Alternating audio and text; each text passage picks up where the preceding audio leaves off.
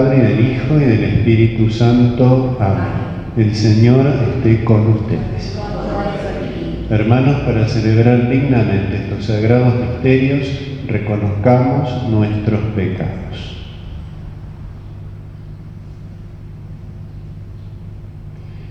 Por nuestra falta de fe, Señor, ten piedad. Señor, ten piedad. Por nuestra falta de esperanza, Cristo, ten piedad. Cristo, ten piedad. Por nuestra falta de caridad, Señor, ten piedad. Señor, ten piedad. Dios Todopoderoso, tenga misericordia de nosotros, perdone nuestros pecados y nos lleve a la vida eterna. Amén. Gloria a Dios en el cielo y en la tierra paz a los hombres que aman al Señor. Por tu inmensa gloria te alabamos, te bendecimos, te adoramos, te glorificamos. Te damos gracias, Señor Dios, Rey Celestial, Dios Padre Todopoderoso, Señor Hijo Único Jesucristo, Señor Dios, Cordero de Dios, Hijo del Padre. Tú que quitas el pecado del mundo, ten piedad de nosotros. Tú que quitas el pecado del mundo, atiende nuestra súplica. Tú que estás sentado a la derecha del Padre, ten piedad de nosotros.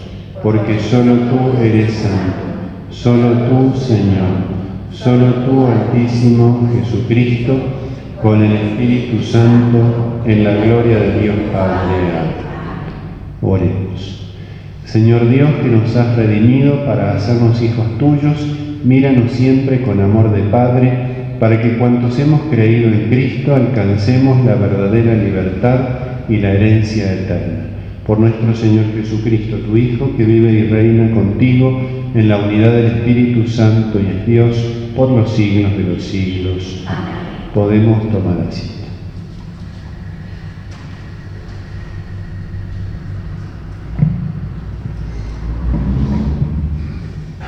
Lectura del libro de Isaías. Digan a los que están desalentados, sean fuertes, no teman. Ahí está su Dios. Llega la venganza, la represalia de Dios. Él mismo viene a salvarlos. Entonces se abrirán los ojos de los ciegos y se destaparán los oídos de los sordos. Entonces los tullidos saltarán como un ciervo y la lengua de los mudos gritará de júbilo. Porque brotará agua en el desierto y torrentes en la estapa. El páramo se convertirá en un estanque y la tierra sedienta es manantiable. Palabra de Dios. Te alabamos, Señor. Al Salmo respondemos: alaba al Señor, alma mía. Alaba al Señor, alma mía. El Señor mantiene su fidelidad para siempre. Hace justicia a los oprimidos y da pan a los hambrientos. El Señor libera a los cautivos. Alaba al Señor, alma mía. El Señor abre los ojos de los ciegos y endereza a los que están encorvados. El Señor ama a los justos. El Señor protege a los extranjeros. Alaba al Señor, alma mía. Sustenta al huérfano y a la viuda, y entorpece el camino de los malvados. El Señor reina eternamente, reina tu Dios, Sión, a lo largo de las generaciones. Alaba al Señor, alma mía.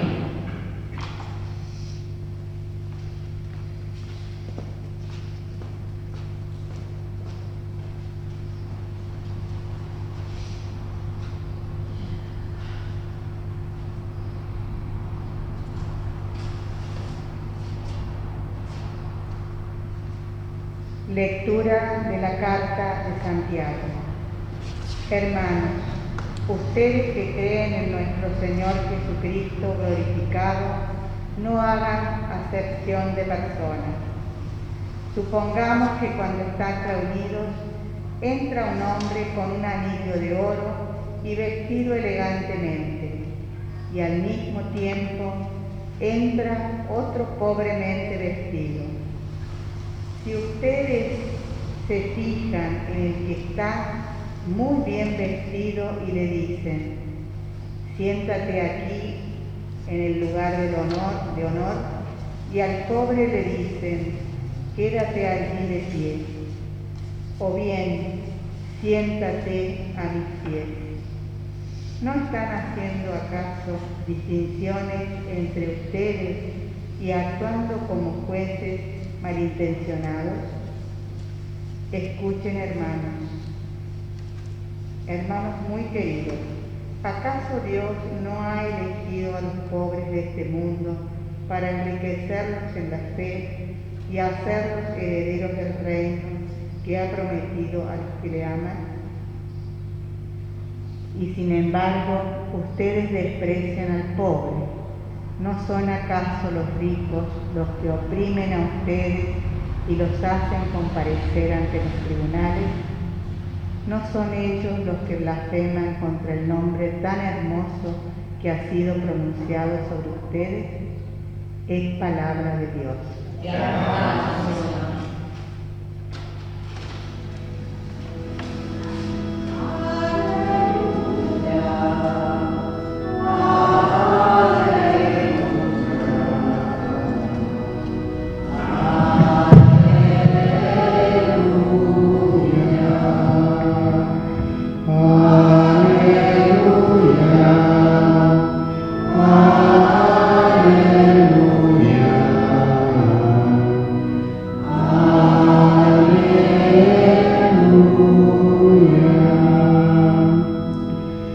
El Señor esté con ustedes. Y con tu espíritu. Evangelio de nuestro Señor Jesucristo según San Marcos. Gloria a ti, Señor. Cuando Jesús volvía de la región de Tiro, pasó por Sidón y fue hacia el mar de Galilea, atravesando el territorio de la Decápolis. Entonces le presentaron a un sordomudo y le pidieron que le impusiera las manos. Jesús lo separó de la multitud y llevándolo aparte le puso los dedos en las orejas y con su saliva le tocó la lengua. Después, levantando los ojos al cielo, suspiró y le dijo: Efatá, que significa ábrete. Y enseguida se abrieron sus oídos, se le soltó la lengua y comenzó a hablar normalmente. Jesús les mandó insistentemente que no dijeran nada a nadie, pero cuanto más insistía, ellos más lo proclamaban. Y en el colmo de la admiración decían: todo lo ha hecho bien, hace oír a los sordos y hablar a los mudos. Palabra del Señor. Gloria a ti, Señor Jesús. Podemos tomar asiento.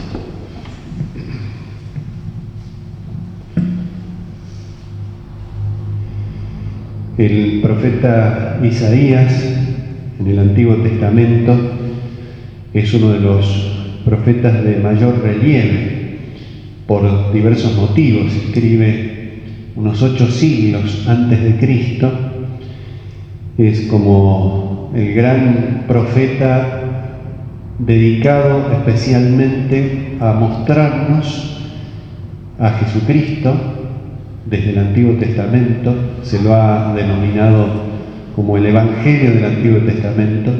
Obviamente no lo dice en términos siempre explícitos, pero las alusiones que hace a Jesucristo son muy claras. Los grandes misterios de la vida del Señor aparecen allí profetizados. Su concepción, su nacimiento, cuando anuncia aquel que nacerá de una virgen, sus milagros, hoy hemos leído en la primera lectura, se abrirán los ojos de los ciegos, se destaparán los oídos de los sordos, la predicación de Cristo, la palabra de Cristo, anunciada sutilmente, veladamente. Estamos en el Antiguo Testamento, hace falta el Evangelio, donde se cumple aquello que se había anunciado. Será aquel que describa con una precisión casi diríamos mayor que la del Evangelio mismo lo que sucede en la pasión del Señor. Grandes capítulos del profeta Isaías dedicados a mostrarnos el sufrimiento redentor de Cristo, su grandeza, su dolor, su misión salvífica, el medio por el cual nos redime, las heridas de Cristo como causa de nuestra salvación, la divinidad del Mesías. Todos los profetas de una manera o de otra anuncian a Cristo, pero es muy notable en Isaías la claridad de ese anuncio tantos siglos antes.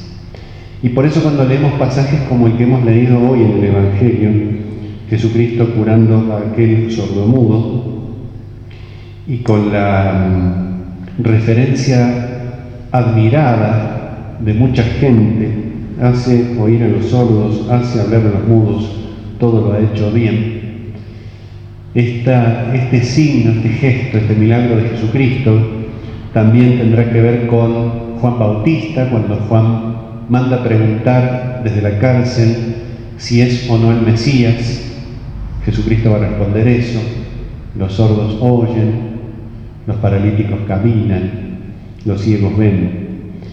¿Por qué? Porque esto estaba muy expresado de una manera muy intensa en el profeta Isaías, muy clara en el profeta Isaías, en referencia al Mesías. Fíjense lo que acabamos de leer, frente a ese desaliento, un gran libro de consuelo es también el profeta Isaías. Hace como un trazado, como una comprensión espiritual de la historia del pueblo de Dios, que es nuestra historia. Recorre grandes etapas, es un libro largo el del profeta Isaías, tiene muchos capítulos, recorre grandes etapas de la historia del pueblo de Dios, en presente y en futuro, anunciando el futuro, y como todos los profetas, pero él con su estilo propio, tan sublime, va contemplando la progresiva decadencia, va poniendo en evidencia el pecado del pueblo de Dios, un pueblo que fue elegido y amado por Dios y que sin embargo quebranta la alianza, y va contemplando con esa lucidez tan particular que Dios le concedió lo que realmente significa esas rebeldías del pueblo de Dios. Pero al mismo tiempo va anunciando el Mesías, va anunciando el consuelo, el verdadero consuelo. Ese consuelo que solamente Dios puede dar con la redención. Y en ese contexto que ocupa diversas partes del libro del profeta Isaías, anuncia esto que escuchábamos recién. Ese anuncio a los desalentados, a los desanimados, a los que carecen de fuerzas, a los que están cansados, a los que están agobiados, dice, sean fuertes, no teman, y nos da el motivo, ahí está vuestro Dios. Muestra la presencia de Dios. Después va a describir con mucho detalle y con muchas imágenes lo que significa esa presencia de Dios, las consecuencias que se siguen de esa presencia de Dios. Pero lo primero que dice es esto, ahí está vuestro Dios, se muestra a Dios, que está presente pero que no siempre era percibida con claridad su presencia por parte del pueblo de Dios. Y allí estaba un poco la causa de su declive, de su declinación, de su decadencia y de su desaliento, de su cansancio. Ahí está vuestro Dios. Y lo presenta en términos de una venganza, un término que a nosotros nos puede llamar un poco la atención. Llega la venganza, la represalia de Dios. Porque para nosotros es una venganza, una represalia es algo malo. Pero ejecutada por Dios es algo bueno, porque ¿qué significa? Significa la destrucción del pecado. Es una manera muy contundente que tiene el profeta de hacer referencia a cómo la presencia de Dios destruye el pecado. Es como si dijéramos una venganza contra el mal. una rebelión contra el poder que nos aparta de Dios. Él mismo viene a salvarlos. Ahí tenemos ya un anuncio del Mesías, de la condición divina del Mesías. Porque durante muchos siglos en el Antiguo Testamento Dios había enviado a algunos elegidos suyos con determinadas misiones de salvación.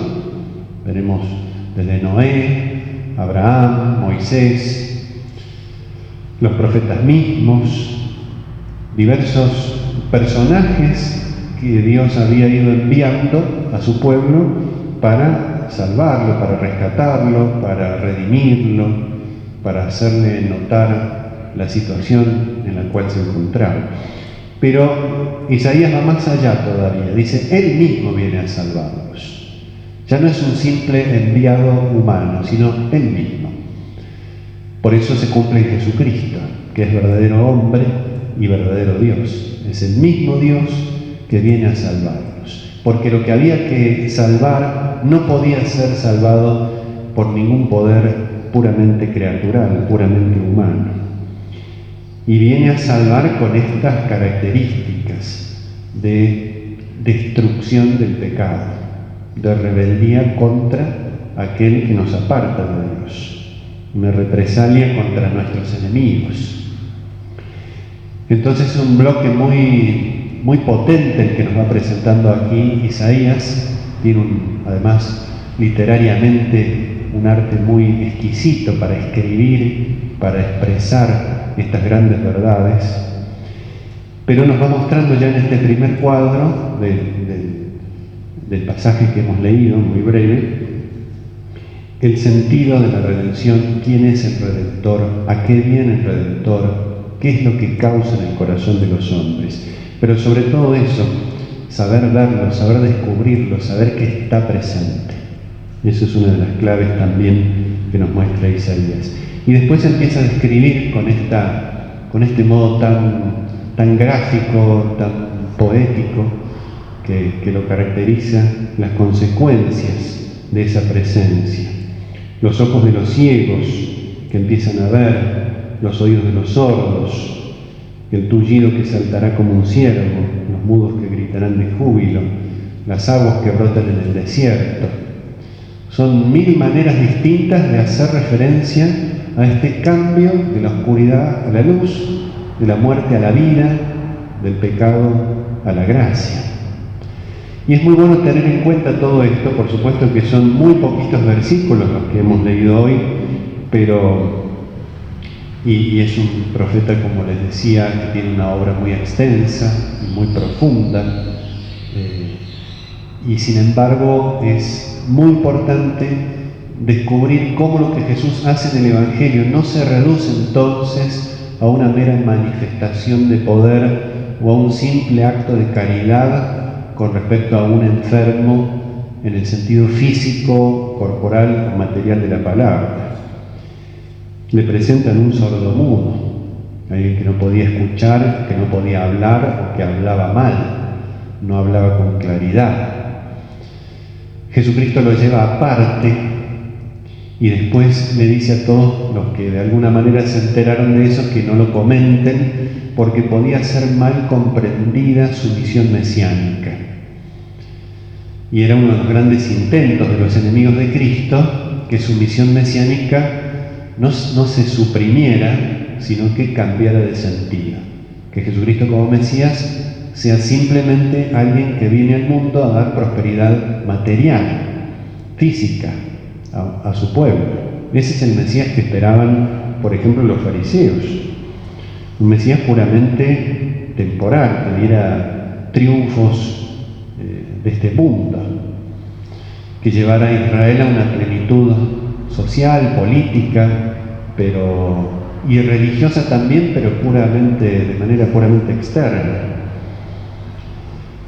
Y por eso Jesucristo, especialmente en el Evangelio de San Marcos, hay una nota distintiva en este sentido. Jesucristo, hasta un momento culminante, trata de evitar que se lo reconozca como Mesías porque se podía entender mal el sentido de su mesianismo. Pero si uno mira este gesto que Jesús hace, por ejemplo, de lo que anunciaba Isaías, entiende lo que está sucediendo. Cuando Jesús cura al sordomudo, es un modo de decir, ahí está vuestro Dios. Jesucristo está haciendo lo que los profetas decían que el Mesías iba a hacer.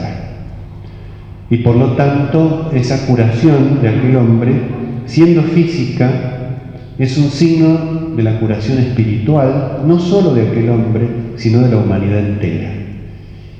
¿Por qué? Porque el pecado produce una sordera espiritual, produce una mudez espiritual, dos aspectos íntimamente relacionados. Porque no oye la palabra de Dios, no proclama la palabra de Dios. Israel escuchaba la palabra de Dios, pero la escuchaba externamente, con los oídos de la carne, nada más. Y no con el alma, no con el corazón. Y por eso no podía dar testimonio verdadero de la palabra de Dios con sus palabras y sobre todo con su propia vida. Esta curación de la sordera y de la mudez significa eso. Jesucristo vino al mundo a abrir los oídos del alma para que Él esté presente en el corazón y entonces nuestro testimonio sea auténtico, sea verdadero, aunque no sea reconocido, aunque muchas veces sea rechazado por un mundo que, como en tiempos de Cristo, hoy también y con mayor razón, no quiere oír, no quiere recibir la palabra, rechaza a los que son enviados. Jesucristo realiza este signo entonces para mostrarnos la obra invisible que realiza en el corazón de los hombres. Todos necesitamos que el Señor abra cada día nuestros oídos a su palabra. Todos necesitamos que el Señor incida de tal manera en nuestra vida para que nos vuelva cada vez más dóciles a su voluntad, más confiados en su presencia, sabiendo que está con nosotros. El profeta Isaías es uno de los que nos va a presentar con mayor fuerza este nombre del Mesías, Dios con nosotros. Que este sea entonces el verdadero consuelo en nuestra vida, la verdadera fortaleza para este camino que recorremos hacia la Jerusalén del cielo, que Jesús abra entonces cada día nuestros oídos, que nos ayude a dar este testimonio auténtico de vida cristiana, de verdaderos hijos de Dios, y que un día podamos contemplarlo y gozar de su presencia en la Jerusalén del cielo. Pidamos humildemente esta gracia. Que así sea.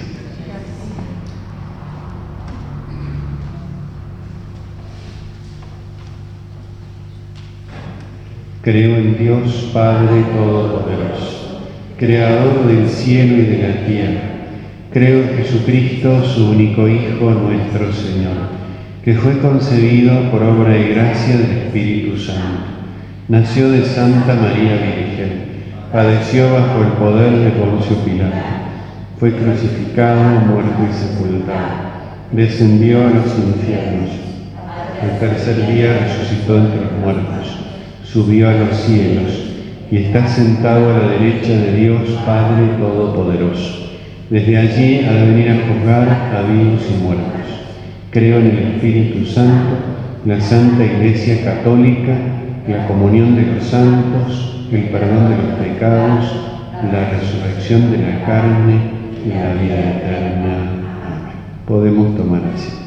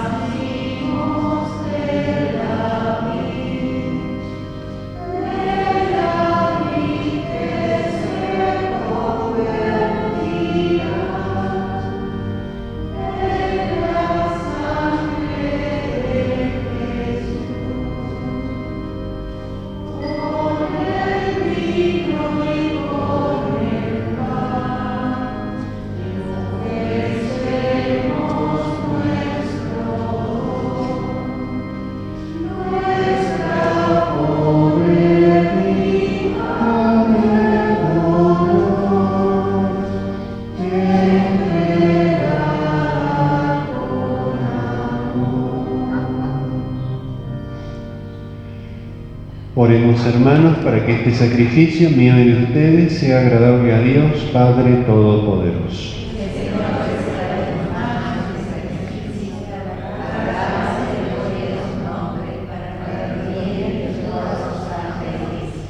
Dios nuestro, fuente del amor sincero y de la paz, concédenos glorificar tu nombre con estas ofrendas que te presentamos, y por la participación en la Eucaristía, ayúdanos a vivir unidos en un solo corazón. Por Jesucristo nuestro Señor. Amén. El Señor esté con ustedes.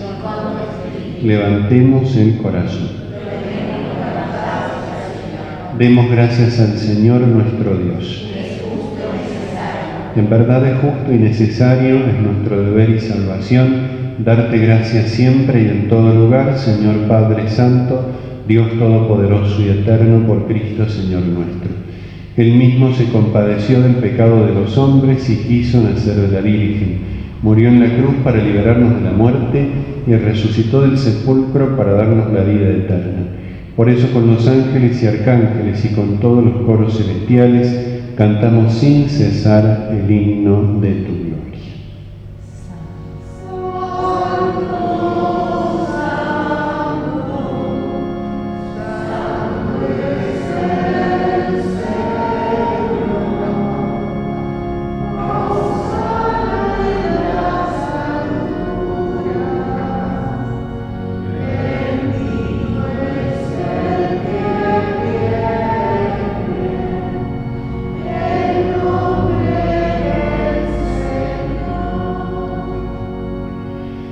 Santo eres en verdad, Señor, fuente de toda santidad. Por eso te pedimos que santifiques estos dones con la efusión de tu Espíritu, de manera que se conviertan para nosotros en el cuerpo y la sangre de Jesucristo nuestro Señor. Él mismo, cuando iba a ser entregado a su pasión, voluntariamente aceptada, tomó pan, dándote gracias, lo partió y lo dio a sus discípulos, diciendo: tomen y coman todos de él, porque esto es mi cuerpo que será entregado por ustedes.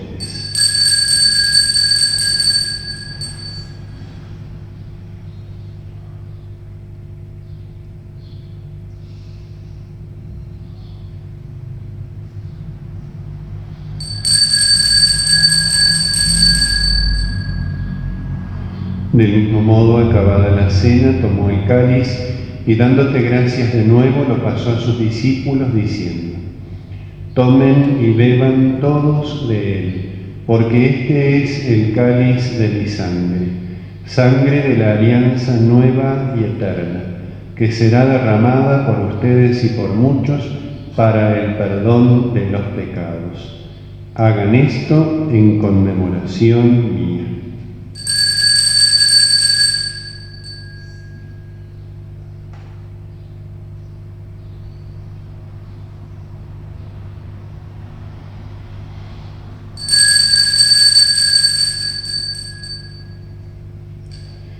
Este es el misterio de la fe.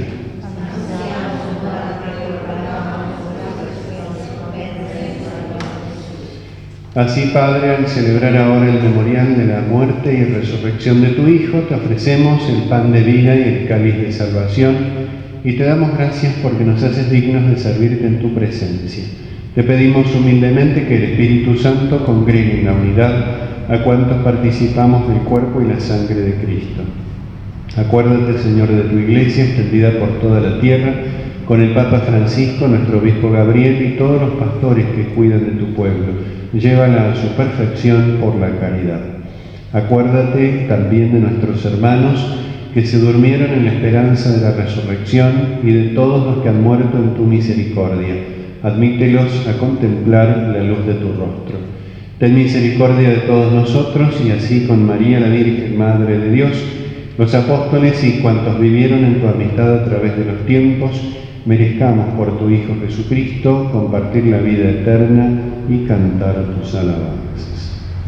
Por Cristo, con Él y en Él, a ti Dios Padre Omnipotente, en la unidad del Espíritu Santo, todo honor y toda gloria por los siglos de los siglos. Amén. Fieles a los preceptos del Salvador e instruidos por su divina enseñanza, nos atrevemos a decir: Padre nuestro que estás en el cielo, santificado sea tu nombre. Venga a nosotros tu reino. Hágase tu voluntad en la tierra como en el cielo. Danos hoy nuestro pan de cada día. Perdona nuestras ofensas, como también nosotros perdonamos a los que nos ofenden. No nos dejes caer en la tentación y líbranos del mal. Líbranos de todos los males, Señor, y concédenos la paz en nuestros días, para que, ayudados por tu misericordia, vivamos siempre libres de pecado y protegidos de toda perturbación, mientras esperamos la gloriosa venida de nuestro Salvador Jesucristo.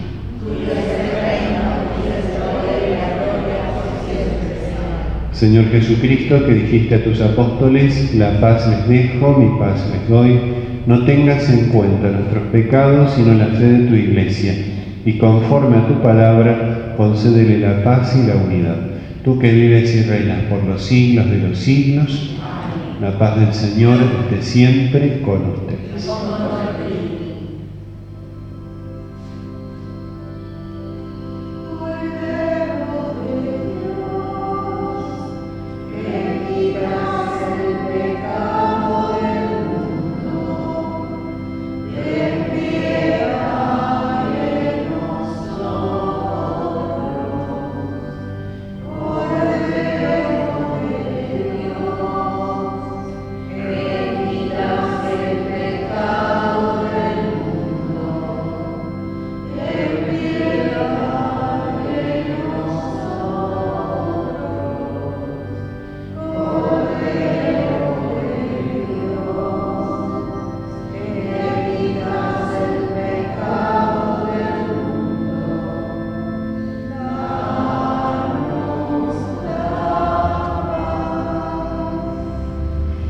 Este es el Cordero de Dios que quita el pecado del mundo. Dichosos los invitados a la cena del Señor.